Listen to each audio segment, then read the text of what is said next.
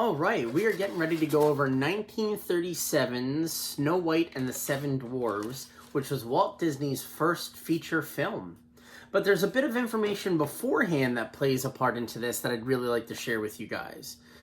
So in the mid-1920s, Disney was a young animator producing a series called Alice and the Comedies. This was a series of short films that combined live-action actors or live-action footage with animated images. But he was really having the urge to do a completely animated film. So in 1927, he struck a deal with Universal Studios to produce a new series based off of the adventures of a character called Oswald the Lucky Rabbit. And this is him right here.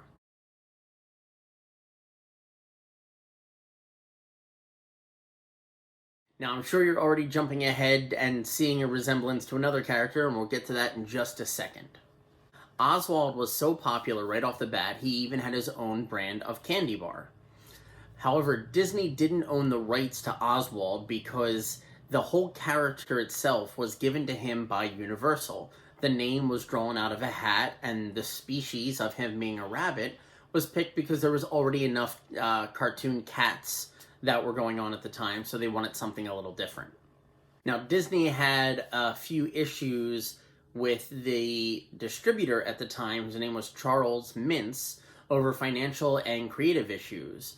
And once the Oswald character was established, Mintz forced Disney out by hiring away the animators to form a new studio, and then offering Walt a less empowered position that he knew he wasn't going to take. So Disney went off to make his own thing.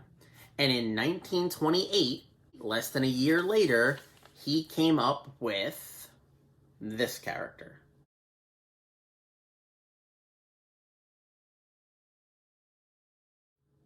Mickey Mouse. Now, after learning his lesson from the previous encounter, Walt Disney made sure that he owned the rights completely to Mickey Mouse. This brings us to the 1937 world premiere of Walt Disney's first feature-length movie, which was based off of an 1812 German fairy tale by the Brothers Grimm. There is so much to talk about with this movie, but one of the things that had my eyes almost pop out of my head was the budget for this film was $1.4 million.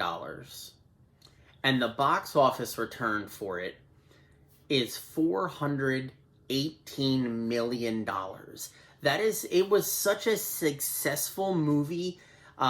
People just love this to the point where it's been re-released throughout the years, up until its home movie release on VHS. This has been a favorite movie, a very popular movie for a long time.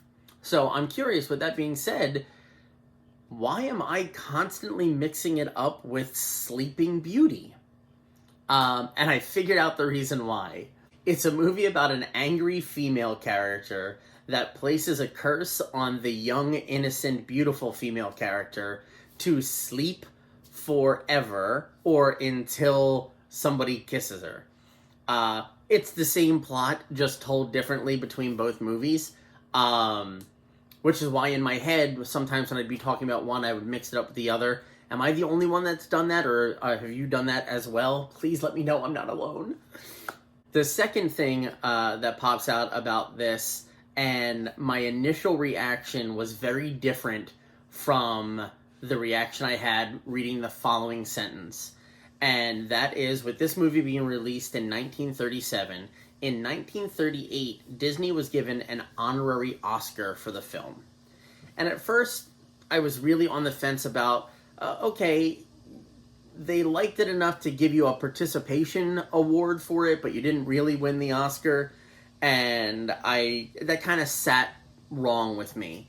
But the second line said that it was a very unique Oscar in the sense that it was one full-size Oscar and 7 little Oscars that went with it. So it was an Oscar that really was made specifically for him, for Snow White and the Seven Dwarfs, which I can't be mad with that. I can't be mad at that, not at all. And now we are on to the plot crunch of this movie, and there's some great trivia that is going to come up, and some moments that I feel a little strongly about. So hopefully we're on the same page here. So the movie starts out as we're introduced to our lonely princess living with her vain stepmother, who forces her to be a maid around the house to do the chores of like washing the floors and stuff like that, with no mention of dad or what happened or why she's still there. So you're really just kind of thrown in the middle of the story without any backstory, without any explanation as to why you're there. So now we go right into the fact that the evil queen has a magic mirror. Through an incantation, a burst of flames and then a hovering face. Very, very terrifying. She asks on a daily basis, and this is a good trivia question, a lot of people think it's mirror, mirror on the wall. It's actually magic mirror on the wall. Who's the fairest of them all? I want to make sure I was saying that right. And for years, it tells the queen that she is the fairest. But how in the world is she the fairest? Based off of what criteria does the mirror think she is the fairest? If we already know that she's treating her stepdaughter like an indentured servant, and that she's the evil queen. She's the evil queen, the evil stepmother. I have no idea how that happens. Or more importantly, why on the day that Snow White is singing while doing her chores and meets a guy that I guess she falls in love with, why that then makes her more fair than the queen. But it does, and that plays a really big part into the rest of the film. Because on the day that the queen asks magic mirror on the wall, who's the fairest of them all, and it replies with Snow White, she orders her huntsman to take Snow White out into the forest, kill her, cut out her heart, put it in a box, and bring it back to her as proof that the deed was done. What? How does that make sense, and how would that make her the fairest of them all? Is there nobody else in the land who wouldn't do that if they found out somebody was fairer than they were? So yeah, that's a plot point in 1937, the first Disney film. But luckily, the huntsman is a good person. I have a feeling him and I would get along very well, because when he brings Snow White out to the forest, he tells her, the queen wants you dead, you gotta run away, get out of here.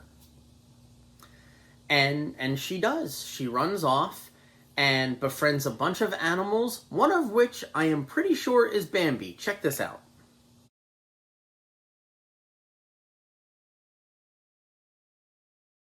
Now this is 1937, Bambi doesn't come out until 1942, but check them out side by side.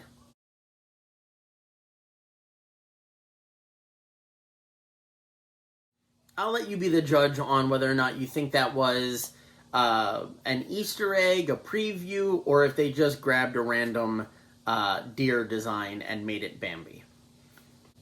But apparently these animals know what they're doing, and they bring Snow White to a cottage in the woods, which she then breaks into. Because why wouldn't you? She sees little tables, little clothes, little beds, and assumes that this house belongs to 7 orphans. Now, to be fair, she's only 14 at this point, so yeah, young, not too bright, maybe just making the first assumptions you come to, but what kind of world is she living in that it would make sense that 7 orphan kids own a cottage in the middle of the forest? I think it's amazing. The house actually belongs to the 7 dwarves. Now, there have been a lot of rumors about where they got their names from and if it has any correlation to withdrawal or addiction or anything like that.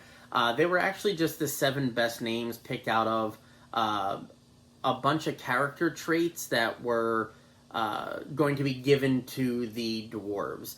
Luckily, they ended up with these 7 and not some of the other ones, which were like Deafy and Jumpy. So the trivia question for you is, can you name all 7 dwarves without cheating? Pause this and try it right now. If you can't, you definitely got to hit that like and subscribe button and the notifications so you can find more of these videos in the future. But I'm going to pause.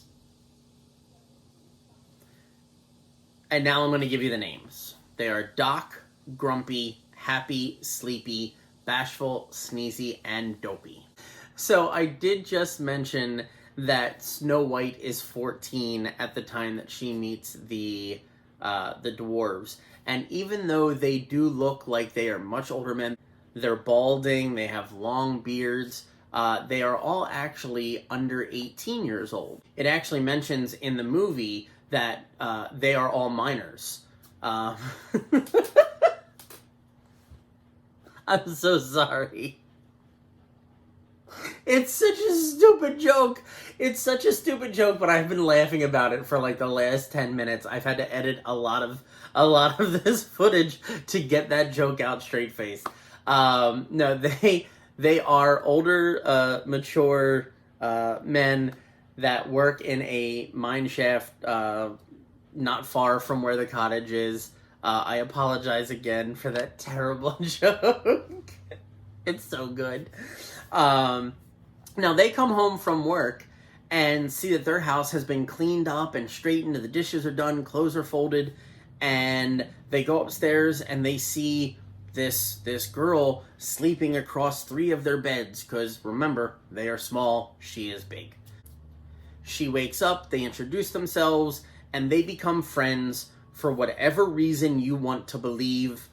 I'm just going to leave it at that because I don't know many other situations where you would come home to somebody that had broken into your house and you would instantly become friends with them.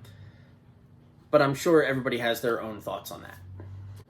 Meanwhile, back at the castle, the queen finds out through using the mirror that Snow White is still alive, that the heart inside of the box that the huntsman gave her was a pig, and that she still sucks. That Snow White is still the fairest of them all, and that the queen should go kick rocks. So to prove to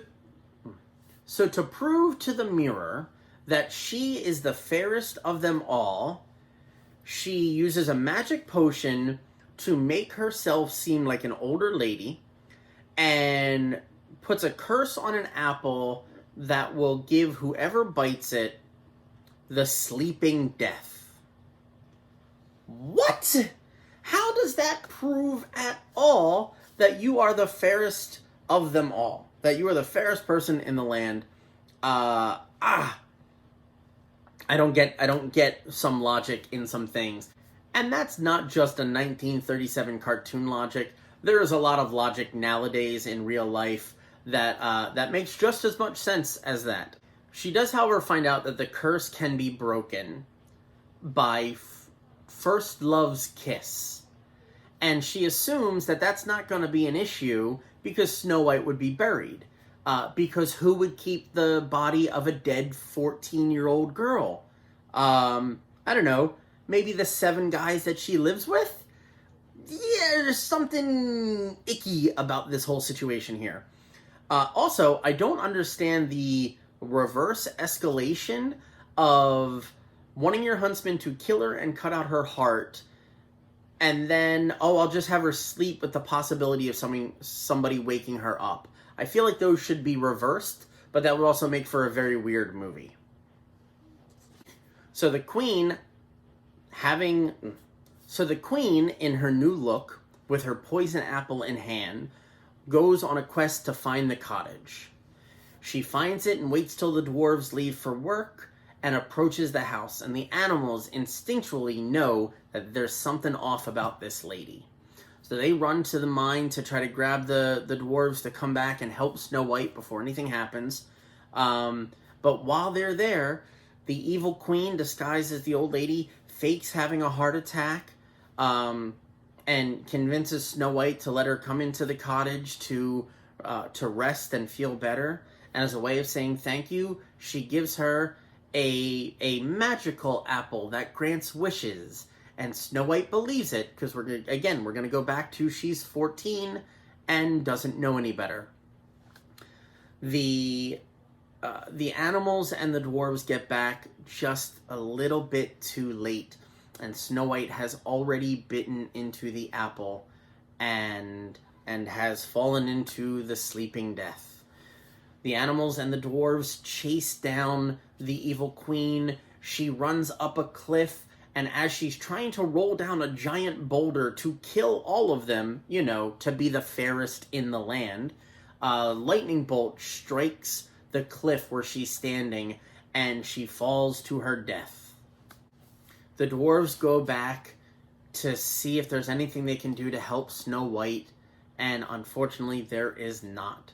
But they can't find it in themselves to bury her underground, so they make a glass coffin to put her in and leave her outside. That sounds like a terrible way to dispose of a body. But 1 year later... the prince finds out about the demise of Snow White and feels so bad that he goes to visit her, and he pops open the lid to the greenhouse of death and leans in and gives her a kiss, which I can only imagine would have smelled terrible or would have been terrible or what. I don't imagine that being a iconic moment in a relationship. But she does come back to life, and then they go back to his place. As you do, maybe? I don't know. Like I said, there is a lot to unpack with the way that this story plays out. Also, the fact that it comes from one of the Grimm's fairy tales. I'm sure that the original version is way darker than this somehow. But let me know what you guys think. Have you seen this one recently? Are you interested in seeing it now that you know the plot crunch? Do you have any questions like I do about it? With that being said, we are on to my favorite part. Alright, and now we get to scratch off Snow White and the Seven Dwarfs from 1937. I see the apple, but I'm trying to see, I guess those are her hands holding the apple.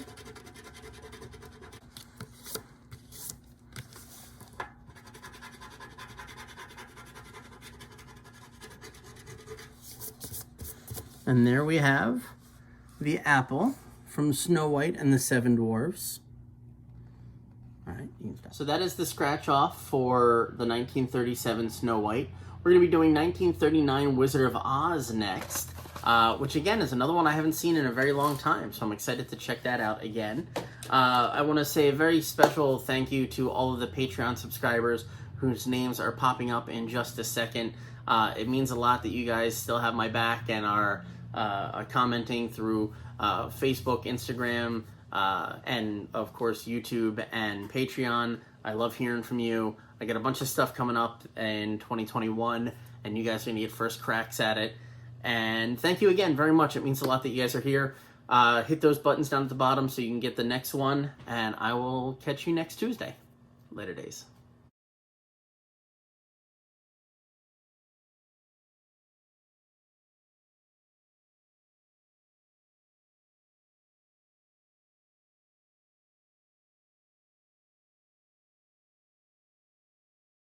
Now, the Seven Dwarfs were at work at a local minefield,